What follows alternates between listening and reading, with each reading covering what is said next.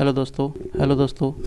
स्वागत है आपका एक नए वीडियो में। हम उसी सीरीज़ को कंटिन्यू करेंगे जिसको हमने पिछले दो वीडियोस में पहली दो वीडियोस में हमने डिस्कस किया कि अमेरिका ने अपना स्टेचर कैसे ऊंचा किया और आज अमेरिका के जो डोमिनेंट फैसले हैं वो किस वजह से या किस बैकअप की वजह से वो ले पा रहा है। इन चीज़ों को हमने डिस्कस किया। आज हम ये डिस्कस करेंगे कि अमेरिका का जो राइज हुआ है उसमें ग्लोबल टैलेंट का बहुत ज़्यादा रोल है। तो उस ग्लोबल टैलेंट को उसने कैसे एक्वायर किया, उसका एक्विजिशन कैसे किया, जिस एक्विजिशन ने अमेरिका को सुपर पावर बना दिया। हम एक ऑपरेशन था, ऑपरेशन पेपर क्लिप से आज जो मॉडर्न इनोवेशन अमेरिका कर रहा है उन तक की उसकी जर्नी को थोड़ा डिस्कस करेंगे, जो कि हमें हमारे देश के लिए स्टेप्स बढ़ाने में और आगे के लिए स्ट्रेटजी तैयार करने में काफ़ी मददगार हो सकता है। तो इसमें कंटेंट में हम देखेंगे कि जो अमेरिका की ओवरऑल स्ट्रेटजी रही है उसका एक ओवरव्यू क्या है। उसको हम समझेंगे कि जो सिस्टमिक और सिस्टमैटिक अप्रोच अमेरिका ने अपनाई जिसने ग्लोबल टैलेंट को अट्रैक्ट किया और कॉम्पिटिटिव एडवांटेज दिया उसको, क्योंकि वर्ल्ड वार सेकंड जब कंप्लीट हुआ तो अमेरिका एक डोमिनेंट कंट्री मिलिट्री वाइज, खास करके मिलिट्री वाइज टेक्नोलॉजिकल जो एडवांसमेंट अमेरिका में हुई थी उनकी एक बदौलत अमेरिका को एक कॉम्पिटिटिव एडवांटेज ऑलरेडी मिल चुका था। तो उस चीज़ को रसिया ने भांप लिया था, उस टाइम की यूएसएसआर ने उस चीज़ को भांप लिया था। तो प्रोएक्टिव स्ट्रेटजीज यूएसआर भी अपना रहा था और एक्सपांसनिज्म जो विस्तारवाद की भावना इन देशों के बीच में उभरी, उसमें अमेरिका ने खुद को और ज़्यादा डोमिनेट बनाने के लिए ग्लोबल टैलेंट को एक्वायर करना शुरू किया। तो दूसरे पॉइंट में देखेंगे कि वर्ल्ड वार सेकंड और ऑपरेशन पेपर क्लिप क्या था। इसको नेक्स्ट स्लाइड में हम डिस्कस करेंगे कि कैसे अमेरिका ने रिक्रूट किया जो यूरोप के टॉप साइंटिस्ट थे वर्ल्ड वार सेकंड के बाद में, और उनको यूटिलाइज किया एडवांस रॉकेट बनाने में, न्यूक्लियर साइंस को डेवलप करने में, और आज की जो मॉडर्न इंजीनियरिंग जिसके रिजल्ट हम देख रहे हैं, आज जिसकी एडवांसमेंट हम देख रहे हैं और हम शायद कहीं ना कहीं उसको यूज़ भी कर रहे हैं, उससे बेनिफिट भी ले रहे हैं, जैसे कि जीपीएस है, गूगल है। ये सारी चीज़ें उसी ऑपरेशन पेपर क्लिप की बदौलत हुए साइंटिफिक एडवांसमेंट की वजह से है। आज जो अमेरिका की तीसरे पॉइंट में डिस्कस करेंगे कि आज जो अमेरिका की मॉडर्न इमिग्रेशन पॉलिसीज़ हैं उनमें H1B वीज़ाज हैं, ग्रीन कार्ड्स हैं, रेजिडेंसी प्रोग्राम्स हैं। ये वो नई एडवांसमेंट नहीं है जो अमेरिका ने अपनाई। इससे पहले भी सहायता दी उन साइंटिस्ट को, उनको रिकॉग्निशन दिया, उनको पहचान दी अमेरिका ने, तभी वो टैलेंट अमेरिका की तरफ। चौथे पॉइंट में डिस्कस करेंगे कि जो इनोवेशन इको सिस्टम बनाया अमेरिका ने वो कैसे बनाया और इम्पैक्ट उसका क्या हुआ। उसने एक यूनिवर्सिटीज़ का जो स्टेचर वहाँ पर खड़ा किया, रिसर्च में उसने बेहतरीन फंडिंग की, इंटेलेक्चुअल फ्रीडम दी लोगों को, जिस चीज़ से उसको जो टेक्नोलॉजिकल डोमिनेंस मिली वो उन चीज़ों को हम डिस्कस करेंगे। तो अभी हमने कहा था कि ऑपरेशन पेपर क्लिप क्या था। तो इसमें क्या हुआ था कि एक सीक्रेट यूएस प्रोग्राम था जिसके दौरान वर्ल्ड वार सेकंड के बाद में अमेरिका ने जर्मन साइंटिस्ट और इंजीनियर थे उनको अपने देश में बुलाने के लिए, अपने देश में उनको सेटल करने के लिए जो तरीका अपनाया उसको इन्होंने एज ए ऑपरेशन सर्व किया, उसको एज ए ऑपरेशन ये लेके चले। उसका इन्होंने नाम रख दिया ऑपरेशन पेपर क्लिप।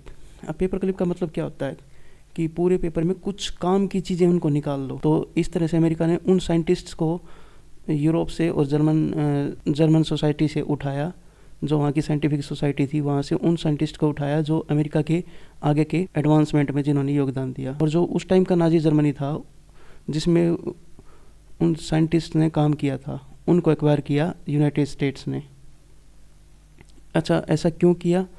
क्योंकि अमेरिका को रॉकेट्स बनाने थे, वेपन्स बनाने थे, मेडिसिन बनानी थी, टेक्नोलॉजी का डेवलपमेंट करना था। आज तक ये प्रोसेस जारी है जिसमें आज हम भी शामिल हो गए हैं कि इंडिया और चाइना से बेहतरीन जो टैलेंट है वो अमेरिका जा रहा है।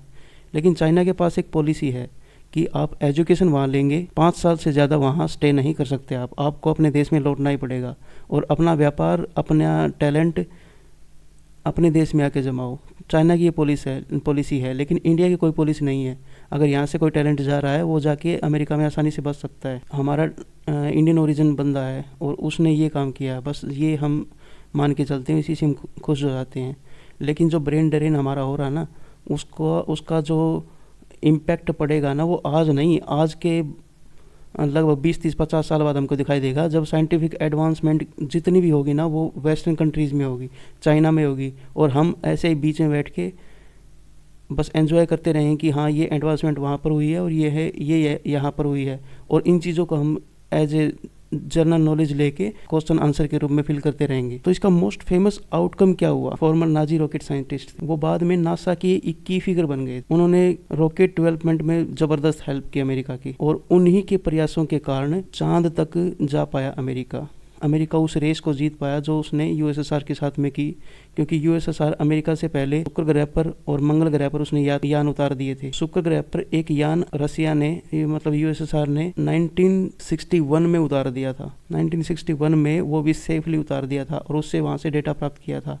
अब इस चीज़ को एक नाक का सवाल बनाकर अमेरिका ने एक दूसरे ग्रह पर जो चांद है उसके ऊपर उस ह्यूमन को उतारने का चैलेंज लिया, जिसको पूरा करने में जो ये वर्नर वॉन ब्रुवन है काफ़ी अपनी लाइफ लॉन्ग जर्नी नासा के साथ में इन्होंने की। इसका मोस्ट फेमस आउटकम क्या हुआ? एक वर्नर जो नाजी रॉकेट साइंटिस्ट थे, उन्होंने नासा के लिए जबरदस्त रूप से काम किया और उन्हीं के प्रयासों के कारण अमेरिका चांद पर अपने मिशन को भेज पाया और वो भी सक्सेसफुली कई सालों तक उसने इसको रन किया। अब अमेरिका के लिए नाक का सवाल था जब यूएसएसआर ने 1961 में वीनस के ऊपर, शुक्र ग्रह के ऊपर अपना एक यान उतार दिया, वो भी सेफली सॉफ्ट लैंडिंग कराई और सॉफ्ट लैंडिंग करा के वहाँ से डेटा रिसीव किया। यूएसएसआर की इस जीत से अमेरिका की नाक कट गई थी कि जो सुपर पावर था उसने क्या किया अब तक, जबकि एक रसिया है जिसके पास उतने साधन नहीं हैं, यूएसएसआर है उसके पास उतने साधन नहीं जितने अमेरिका के पास में हैं, उतना टैलेंट नहीं है जितना अमेरिका के पास में है। यूएसएसआर के पास खासकर अपना ही टैलेंट था, अमेरिका के पास ग्लोबल टैलेंट था। तो अमेरिका ने उसके लिए क्या किया? अमेरिका ने उसको नाक का सवाल बनाया। अगले 9 साल में ही उसने चांद पर अपने अपोलो मिशन के तहत चांद पर उसने 2 आदमियों को उतार दिया, जिनकी स्टोरीज हम बचपन से सुनते आ रहे हैं। बहुत ज़्यादा टैलेंटेड थे, उनको अमेरिका ने आगे रखा या फिर उनका ज्ञान निचोड़ देने के बाद में उनको छोड़ दिया अपने हाशिए पर। ये कुछ चीज़ अब कंट्रोवर्सी भी रही इसमें कुछ, क्योंकि यूएस ने उन साइंटिस्ट को इग्नोर किया, अपने देश की मतलब नेशनल इन्फ्लुएंस को बना के रखना चाहते थे, या जिनका जुड़ाव अब भी वो जर्मनी के साथ पर्सनल जिनका जुड़ाव अब भी था, तो उनके साथ में कुछ एथिकल और मॉरल क्वेश्चंस भी उठे हैं। तो ओवरऑल देखें तो इस ऑपरेशन पेपर क्लिप ने यूएस रेस में विन कराया, लेकिन वो एक मॉरल कॉस्ट के ऊपर। अमेरिका ने उन साइंटिस्ट्स को अपने मतलब पूरा करने के बाद कुछ ज़्यादा इम्पोर्टेंस नहीं दी, उनको नाजी पास्ट के रूप में बुला दिया गया। नेक्स्ट चीज़ हम डिस्कस करते हैं कि अमेरिका का talent driven super power strategy क्या रही। सुपर पावर बनना है ना आपको, तो आपके पास में हर क्षेत्र में एडवांसमेंट होनी चाहिए। आपने ब्रेन्स को इंपोर्ट किया, केवल रिसोर्सेज का नहीं, हमने पिछले वीडियो में डिस्कस किया था कि अमेरिका ने रिसोर्सेज कहाँ से इकट्ठे किए। एक तो खुद इतनी बड़ी लैंड है उनके पास में, दूसरी बात उन्होंने जो वर्ल्ड के लूटर्स थे, फ्रांस और खासकर ब्रिटेन एक बड़ा लूटर था जिसने बड़े देशों को लूटा है, उसने अफ्रीका एशिया को ज़बरदस्त लूटा। उन देशों को अमेरिका ने लूटा और उनको एक लीगल तरीके से लूटा, तो वो हमने पिछले वीडियो में डिस्कस किया था। नॉट जस्ट रिसोर्सेज, उसने रिसोर्सेज नहीं, एक एम्पायर लेवल पावर बनाया खुद, क्योंकि अमेरिका में उन लोगों का जमावड़ा ज़्यादा था जो ब्रिटेन से आए थे। तो अब एक नया ब्रिटेन अमेरिका में पैदा हो गया। टैलेंट को हंट करने के लिए अट्रैक्शन पैदा की, क्या किया? सिटीजनशिप ऑफर की, वीजाज दिए, सिक्योरिटी दी। सबसे मेन चीज़ तो सिक्योरिटी थी।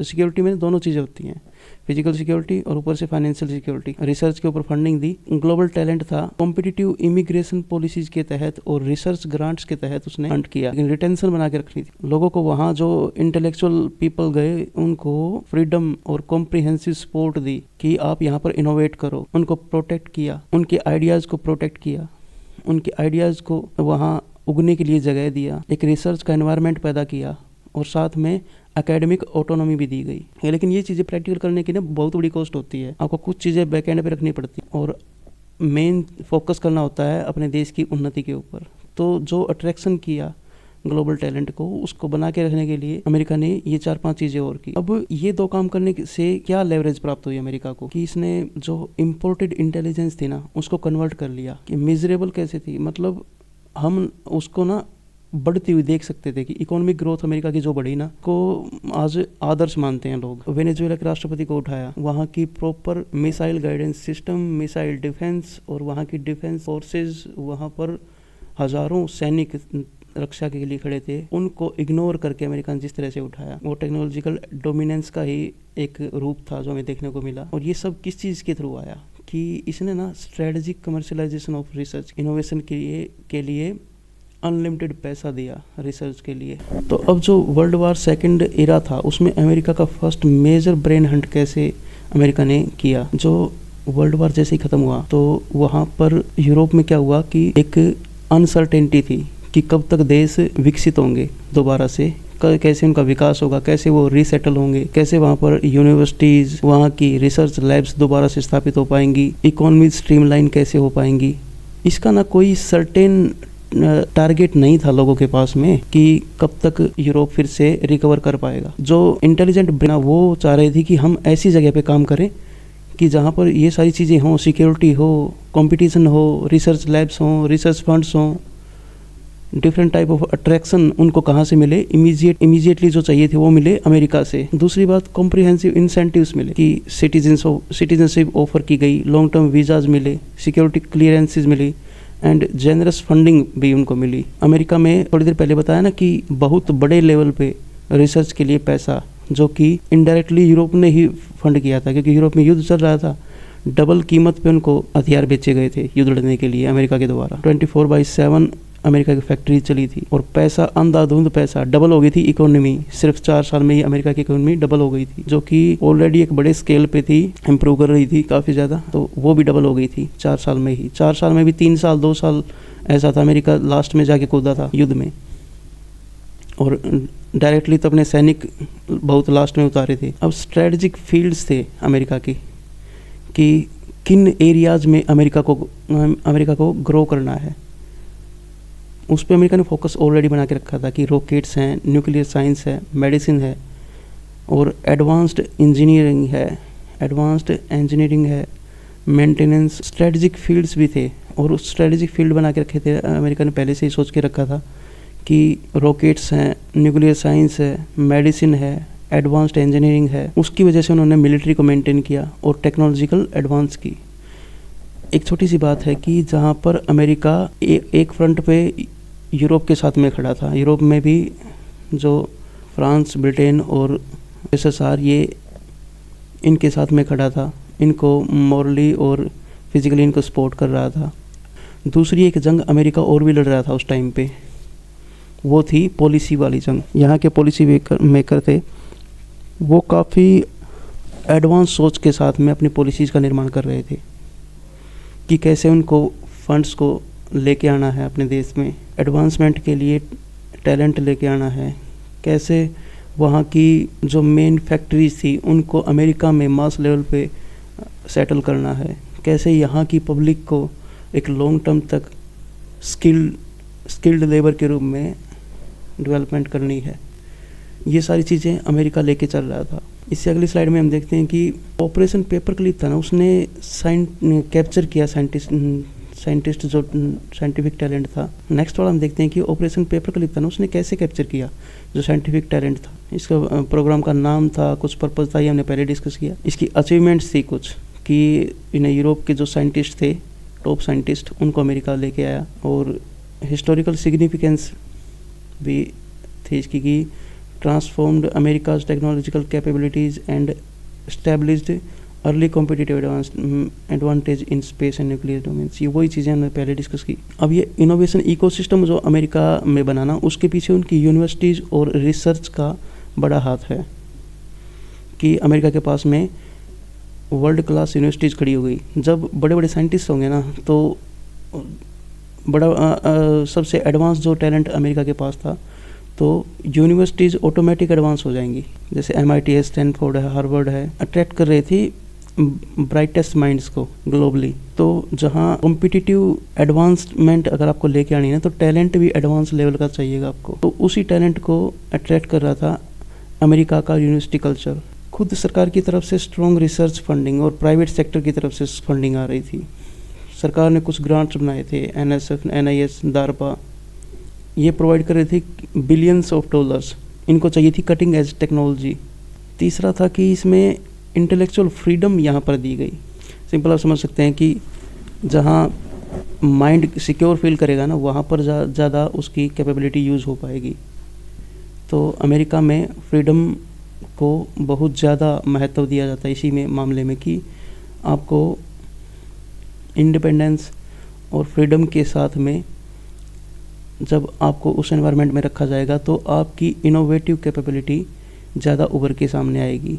एक कॉम्पिटिटिव एनवायरनमेंट आपको मिलेगा, आपको टारगेट्स मिलेंगे और उनके लेवल की आपको पेमेंट भी मिलेगी। तो ये प्रोटेक्शन है जो आपको इकोनॉमिकली रिच बनाता है, कि आपकी और चिंताएं सरकार की हो जाती हैं। जस्ट आप उस टारगेट पे काम कीजिए जो सरकार ने आपको दिया है, जो कंट्रीज़ ने या कि स्पेशल फर्म्स ने आपको दिए हैं। जैसे कि नासा एक तगड़ी फर्म है ना, अमेरिका की तगड़ा डिपार्टमेंट है नासा, तो उसके टारगेट्स होते हैं दशकों के फ्यूचर में 100 साल 50 साल की, वो अभी से सोच के चलने की हमें क्या करना है। उससे रिलेटेड जितनी भी एडवांसमेंट होती रहती है वो, मैं आपको एक छोटा सा एग्जांपल दूं कि मार्स पर भेजा गया रोवर जो अमेरिका ने 2009 में भेजा था, उसका आर्किटेक्चरल जो ब्लूप्रिंट्स थे वो 1979 से तैयार कर लिए गए थे। चांद पर जाने के केवल 10 साल बाद में वो तैयार कर लिए गए थे, उसके ऊपर तभी से काम हो रहा था। अब जो ज्योग्राफी अमेरिका की, उसको कैसे ब्रेन गेन मिला? वही यूरोप में तो सेकेंड वर्ल्ड वार ख़त्म हुआ था, वहाँ तो सेटल होने का, अभी रीसेटल होने में टाइम लगेगा। एशिया, चाइना, इंडिया में इनमें फंडिंग की कमी थी। जापान में ये इनके यहाँ के इंजीनियर उस कॉम्पिटिटिव एडवांसमेंट का एडवांटेज उठाना चाहते थे। टेक्नोलॉजिकल जो प्रोफेशनल थे उनके साथ काम करना चाहते थे, तो उनको H1B वीज़ा दिया गया अमेरिका के द्वारा, ग्रीन कार्ड दिए गए, तो इस कारण से अट्रैक्ट हुए। और एकेडमिक टैलेंट भी अमेरिका में जो रिसर्चर थे वो दूसरे देशों से आकर अमेरिकन यूनिवर्सिटीज़ को ज्वाइन कर रहे थे। तो एक एकेडमिक एनवायरनमेंट, टैलेंट का एनवायरनमेंट वहाँ पर इकट्ठा हुआ। टेक एंटरप्रेन्योर्स, अभी टेक एंटरप्रेन्योर्स जितने भी आके एनवायरनमेंट जहाँ मिलेगा ना वो काम करने का, जहाँ पर नई नई रिसर्च होंगी, वहीं पर जाके आगे जाके स्टार्टअप होंगे, बड़ी बड़ी कंपनियाँ लगेंगी। उनकी सोच के हिसाब से बिजनेस स्थापित होंगे वहाँ पर, कि प्रोफेशनल हैं वो स्किल्ड होंगे, वहाँ पर आगे कंपनी स्टार्ट करेंगे और इनोवेशन को ड्राइव करेंगे। आप गूगल का एग्जांपल ले लीजिए। गूगल अकेला ऐसा नहीं है जो सर्च इंजन था, इससे पहले 20 सर्च इंजन आ चुके थे। तो वो सारे अमेरिका में ही क्यों आए? क्योंकि अमेरिका का जो आज का बिजनेस कल्चर है ना, उसकी छोटी छोटी शुरुआत कहाँ से निकल के आई हैं। GPS हम आज यूज़ कर रहे हैं वो सारा निकल के आया है नासा से। नासा ने अमेरिकन मिलिट्री को GPS बना के दिया था। मिलिट्री ने यूज़ किया उसको 20 से 30 साल, फिर वो नॉर्मल पब्लिक के लिए, जनरल पब्लिक के लिए ओपन किया गया। और ऐसी ही जितनी भी मशीनें आज हम मेडिकल फील्ड में यूज़ कर रहे हैं वो सारी की सारी नासा और इंटरनेशनल स्पेस स्टेशन है ना, उसके यूज़ के लिए बनाई गई थी। मैक्सिमम टेक्नोलॉजी जो आज मेडिकल सेक्टर में यूज़ हो रही है तो वहाँ के लिए बनाई गई, वो यहाँ यूज़ हो रही है आजकल। तो अमेरिका से मतलब ऐसा नहीं कि अमेरिका को टैलेंट मिला तो अमेरिका ने नेगेटिव उस चीज़ का फ़ायदा उठाया। अमेरिका के पास जो टेक्नोलॉजी आई, बेशक से अमेरिका ने पहले उसको यूज़ किया, लेकिन वो ओपन सोर्स रखी है, काफ़ी ज़्यादा ओपन सोर्स रखी है, वो उसको कोई भी यूज़ कर सकता है।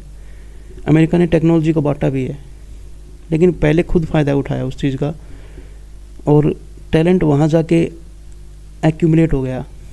अब वो और आने वाली पीढ़ियाँ वहीं पर कॉम्पीट कर रही हैं। बाकी जो देश हैं वो अब कल्चरल अपनी जो एडवांसमेंट है उसमें लगे हुए हैं, लेकिन अमेरिका ने एक मेन फैक्टर था कलयुग का, कल पुर्जों का युग, उसमें महारत हासिल कर ली अमेरिका ने। अब ग्लोबल इम्पैक्ट क्या हुआ, from brain drain to competitive advantage. इसका आउटकम फर्स्ट तो ये रहा कि इकोनॉमिक ग्रोथ मिली अमेरिका को, दूसरा यह है कि टेक्नोलॉजिकल डोमिनेंस मिली, तीसरा कि लॉन्ग टर्म सुपर पावर का स्टेटस मिल गया अमेरिका को। जो लोग कहते हैं कि चाइना बढ़ गया, यूएसएसआर वाला जो रूस है वो अमेरिका के बराबर में है, भाई ठीक है, अच्छा कर रहे हैं दोनों। चाइना तो पिछले 10-20 साल में ही ज़्यादा उभर के आया है, लेकिन अभी से ये मान लेना कि अमेरिका को बीट कर पाएंगे, मेरे हिसाब से अगले 50 साल 100 साल तो अमेरिका दबने वाला है नहीं। एक कटिंग एज कंपटीशन चलेगा इनके बीच में। ये कुछ पॉइंट्स हैं। अब अमेरिका का जो सुपर पावर बना है ना, उसमें उसकी एक सबसे बड़ी खूबी रही कि उसने ना टैलेंट को रिकॉग्नाइज़ किया और उसी को अल्टीमेट रिसोर्स माना उसने। बाकी चीज़ें पैदा हो जाती हैं भाई, टैलेंट अगर एक बार चला गया हाथ से दोबारा नहीं आता लौट के, उस चीज़ को उसने रिसोर्स माना है। और एक लॉन्ग टर्म एम्पायर लेवल का पावर बनने के लिए उसने जो एफर्ट लगाए ना, ये उसके पॉलिसी मेकर्स का कमाल था कि उसने H1B वीज़ा वो किस किस लेवल पे सोच रहे थे, लोगों को क्या सुविधा देनी चाहिए, है ना। उसकी एक सिस्टमेटिक टैलेंट एक्विजिशन प्रोग्राम चलाए जा रहे थे। वहाँ की इकोनॉमिक ग्रोथ में उनको पता था कि भाई ठीक है, लोग ही तो चाहिए, अपने यहाँ पर आए, बस उनके पास टैलेंट होना चाहिए, इकोनॉमिक ग्रोथ में हेल्प करेंगे वो। जाके डोमिनेंस बनेगी उनकी, जो आज अमेरिका दिखा रहा है डोमिनेंस हम देख पा रहे हैं उसकी। नॉर्थ आर्कटिक रीजन में कोई बोलने वाला नहीं है।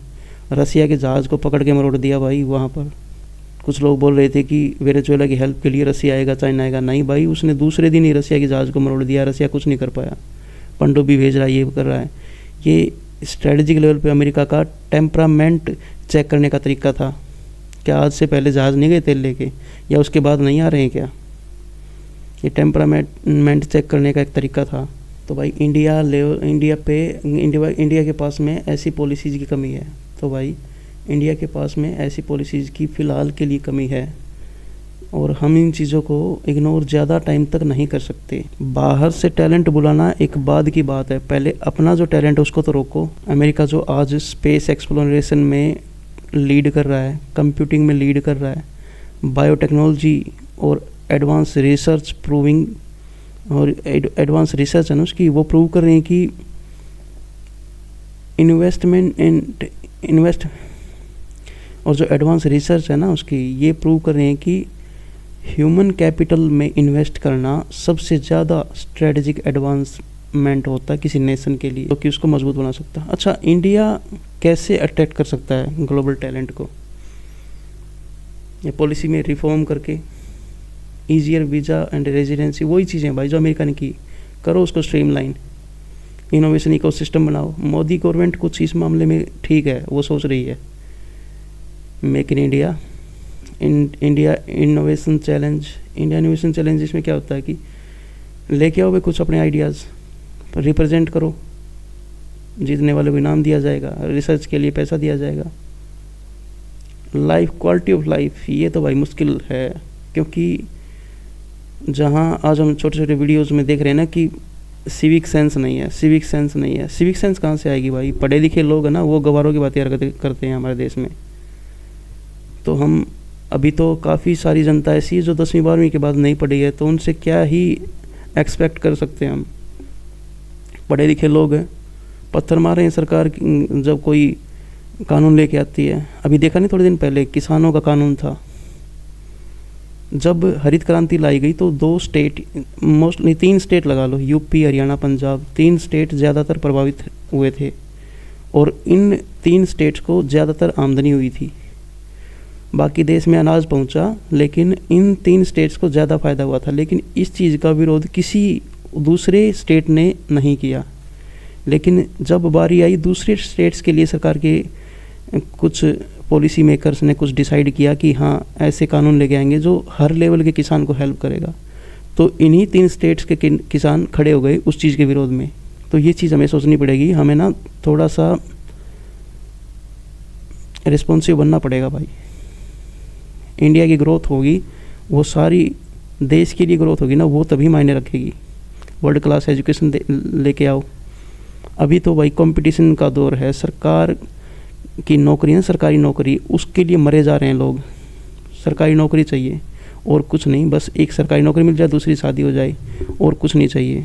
लाइफस्टाइल कल्चर तो भाई करते रहेंगे, ज़िंदगी भर चलेगा ये, ज़रूरी है ये चीज़ें।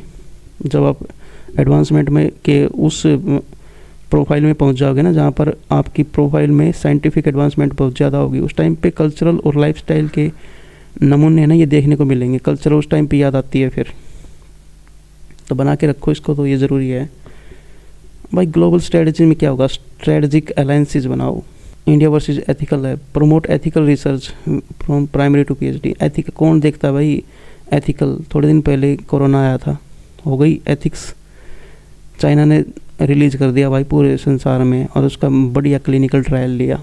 ये भी बड़े हथियार थे भाई, अमेरिका तक की इकोनॉमी को हिला के रख दिया कि उनका पता कर लिया कि भाई वो कितने एडवांस, अपने लोगों को बचाने के लिए।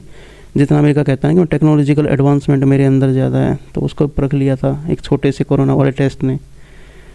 अब बनाओ भाई ब्रांड इंडिया, जब बाहर जाना बंद करो भाई पैसा कमाने के लिए, यहाँ कमा लो, थोड़ा कम कमा लो, एडवांसमेंट होगी। अगले 50 साल में ना खड़े हो सकते हैं हम बराबर में जाके अमेरिका, अगर हमारा टैलेंट बाहर ना जाए और हम यहाँ पर हमारी जनता के हिसाब से मेहनत करें तो। भाई ये था एक छोटा सा वीडियो, शायद आधा घंटे का हो गया होगा। इसमें काफ़ी कुछ चीज़ें थी डिस्कस करने के लिए। ठीक है दोस्तों, thank you for giving your precious time. Thank you.